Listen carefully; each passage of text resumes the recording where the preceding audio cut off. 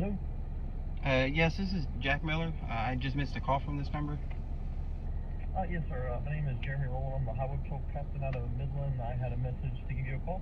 Yes, I was calling about I got a letter in the mail last Friday from, I'm pretty sure it was you. There's several names on it. Yes, sir. But, on the Alejandro Morante complaint. Yes, sir. Did you actually watch the dash cam video or the body cam? Yes, sir. You did? Yes, sir, I did. And you think one of the lights wasn't working or functioning properly? Yes. What do you mean by one of them weren't functioning? Like, I mean, because it was for a headlight being out, the stop was. But so there's a moment in time, and first of all, let me say this: I'm down in Del Rio right now. I'm deployed to the border, so I may have to go here, and I don't have all the stuff in front of me. So I'm gonna go off of memory and give you what I remember from it, and if we need to, I'll just have to call you back when I get back to Midland. But in the video, there's a part where you can tell from your lights go across I believe it's a wall, and it appears that, I can't remember which light it was now, but it appears one of them is not as bright as the other one. So it does appear that it wasn't working properly at the time. So from our investigative side of it, he did have probable cause to stop you, and that's even though like 15 seconds later, whenever he was turning next to me before he did a U-turn and pulled me over, when he turned with about 15 or 20 seconds before he hit his lights, he passed me. From the front view, and you can see on the dash cam both headlights were on, and then he did a U-turn and pulled me over. Is that part just getting? I mean. So it all depends on how you look at it, right? I mean, the way the law reads is your lights have to be on at all times. Yes. So even when at any given time it goes out, even for a short period of time, that needs to be required. Now, I completely understand. I'll say this: I completely understand that you don't agree with that, and that is certainly your opinion, and you're right to have that opinion. Our investigation revealed the opposite, so that's where we're at, and that's the letter I sent you was letting you know that your complaint was investigated and looked at, and that's where we're at. It's in by no stretch of the imagination an attempt to change your opinion on it. You're going to have your opinion on it, but I'm not going to, for lack of a better word, I'm not going to argue with you about it. I mean, I understand your opinion, I understand your stance. I read your letter, and it was evaluated even beyond me all the way to our chief's office, and that's the stance after the investigation. All right, well, I don't know. I don't understand where Sgt Fraiser got that I told him I had problems with that light either. I mean, I didn't tell Sgt Fraiser that though. Do y'all record phone calls? I believe you did. I believe you did tell that to Sgt Fraiser, because I do remember that being in his report of it. Well, I know it's in his report. I mean, more than likely. I mean, but I didn't. But I know. I just remember for sure telling him I've never had any problems with the headlight, but I've been warned that there may be problems with them. But correct. But and I don't have it right in front of me, but I do remember that being part of it, and I do believe that's how he phrased it, that you had not had any problems with it, but that you were making him aware that you had been made aware that sometimes there's a problem. And I had when you're saying the lights were on the wall, I was still sitting in the parking lot, and I usually don't do this because I don't ever have problems with them, but I just finished recording my first traffic stop, and they were already messing with me. So before I left the parking lot, I went ahead and got out and checked the lights just to be on the safe side, and they were both on. And that's when I pulled out of the parking lot, and I was about 50 foot away at the stop sign whenever Morante passed me and turned around and lit me up. But okay, I just read in your letter that Sgt Fraiser said I stated that I had problems with the headlights, and I don't know. I can see how he could. So the letter, I wrote the letter, yes. And you're right. Again, I don't have it in front of me, but that's probably what the letter says. But I do remember him putting in there that you had told him that you've been made aware there's a problem. So Okay. Don't get so hung up on that word, I guess what I'm saying. So lights are always a difficult thing, especially when you're out on the road. Like license plate lights, we run into it all the time. License plates and headlights, you know, you get amazed. Sounds like you do check your headlights, so kudos to you for that. But there's a lot of people that don't check their headlights. I mean, and they just flat out don't believe us. So they get out and they see it and they tap on it, it comes on, they're like, oh, now it's on. Well, it wasn't on when we stopped you. So, I mean, yes.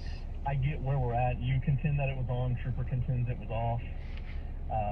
But during the stop, he also walked up to the front and his body cam showed both the headlights on.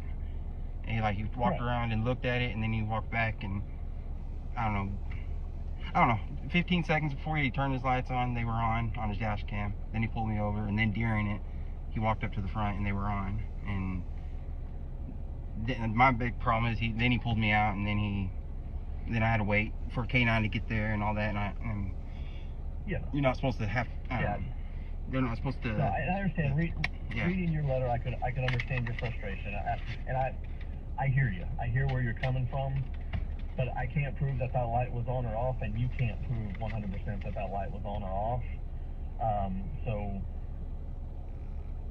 But we can't say one way or the other. But there's only a video of it on. Is my big deal. Correct, but I mean, I can also show. I mean, not everything is captured on video. I mean, it's not. I mean, if you're going down the road and the connection's bad and it flickers once, literally, if you're approaching me and you hit a bump and it goes out, I can stop you for it, even though as soon as you get off that bump, because it's not working properly. So, yeah, I mean, it's one of those situations. So, like I said, I completely understand where you're coming from, and you have every right to write the letter and complain, and have it looked at, and have absolutely no problem doing it. We just looked at it, and you know, had we been able to tell 100%, I mean, I will tell you this: if we've got a trooper that does something wrong, we handle it. But we can't prove it. You say it was on. He says it was off at that time. He contended that once he has it stopped and the body cam, just like you said, it shows that. But just because it shows that it was on when he stopped you doesn't mean that it was on whenever he turned around on you and saw the violation. So it's one of those things. And if I remember correctly, he issued a warning, right? Yeah, but yeah, I figured he would.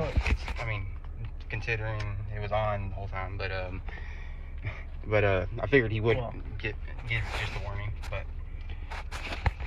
And it's our protocol in those situations. I mean, most of the time, unless there is a real safety hazard or some case of prolonged and repeated violation of the law, it's a warning. Because, like I said, you'd be amazed at how many people don't know their license plate lights are out, or their tail lights are out, or their headlights are out. Because nobody does that anymore.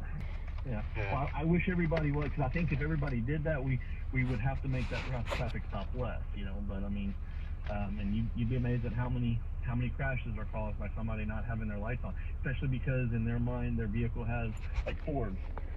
Now you have an auto light that where it comes on, or you can manually turn it to where you can turn them on or off. You'd be amazed at how many people are driving down the road and they think their lights are on because they have little fog lights on the bottom, but their headlights aren't on. Yeah. I mean, that really happens, and honestly, I had somebody run into one of my troopers at about 90 miles an hour for that same exact thing. So, like I said, I understand where you're coming from, and I hope you understand that. But we looked at it, and it's closed, it's done. We evaluated it. There's no way to prove that what you say is essentially that he stopped you for no reason. We can't prove that. Okay. So I mean, he took the proper procedure and our enforcement action on that kind of violation. So I don't know. I just had biggest problem with how a department investigates themselves and finding no wrongdoing. It seems like it always ends up like that. But I mean, how much? I just don't understand how much proof you have to prove an officer did something wrong. But because I feel like there's plenty of proof here that the headlights were working. But Sgt Fraiser mentioned the same thing about the wall, on the side of the bridge, the lights on the wall. But I mean, facing away and at an angle. I mean, I don't know. I don't see how you can look at a wall and tell both headlights are on. But yeah. I mean, in law enforcement stuff, and I understand wholeheartedly that you don't have a whole lot of trust in law enforcement, and again, that's your opinion, and you're a citizen of the state of Texas. You certainly have that right and opinion. No harm, no foul. I get it. But we are trained. We do have to follow the rules, and we can't enforce the law based on what people think it is and what is a violation and all of that. I often call it, you know. Oh, we'd be a lot better off if officers would enforce the law as it's written.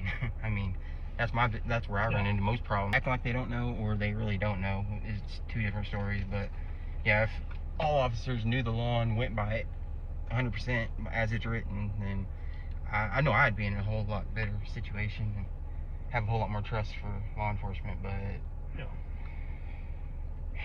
No, I understand, okay. and like I said, not here to try to change your opinion at all. You know, but we did investigate it, and whether you like it or not, or agree with it or not, again, that's an opinion, and I respect your opinion. But we followed our procedure. We've evaluated it. It's this part of it from a disposition standpoint, it's completed, and I don't feel like I'm going to be able to convince you, or not really convince you, but you know, one way or the other. So I mean, I understand where you're coming from. I hope you understand that. But that's our stance on it. That's from, we followed our procedure, looked at it, and like I said, it goes beyond me. It's evaluated by ultimately our chief's office up in Austin as well. So. Okay, well, I just wanted to call and ask you about it, see what you had to say. I didn't know if you just took Sgt Fraiser's word for it, if you actually watched the videos, or what the deal was. No, we did, and I know this probably doesn't mean anything to you, but it doesn't matter the rank. If they violate a policy or a procedure, we handle it accordingly, and take care of it, whether that means a written counseling of some sort, some kind of coaching, or all the way up to termination. So, I mean, we do take our complaints seriously. That's why we do investigate them. You know, it just, oftentimes there's a difference of opinion, but that's what I feel this is. So, I mean, I do appreciate you taking the time to send it in, and I can understand your stance. So I just hope I've answered what or at least, you know, heard you out and answered what I could on it. I mean, like I said, I don't expect you to agree with me before we get off the phone or anything like that. It's just, that's where we're at. It's officially over. All right. Well, y'all's investigation's over, but it's not over. But okay, thank you for your time. You're more than welcome to handle it however you wish to do after that. But if you have any other questions on this, no, sir. This is my cell phone number. It's my state issued. You're more than welcome to call me. I appreciate it, and I hope you have a good day. All right, you too. All right, thanks, Mr. Mayor.